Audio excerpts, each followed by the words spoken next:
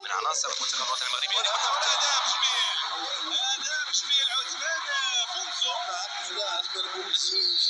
وضع طريقه جميله وجيده، وصراحه يعني ربما اليوم نشوفوا حصه تدريب لكرة القدم ويعتبر منه وحاول فرصه كذلك كان بامكان انه يكون هدف. نظرا للطريقه والاسلوب اللي لعب بها ابزال امام عثمان بونزو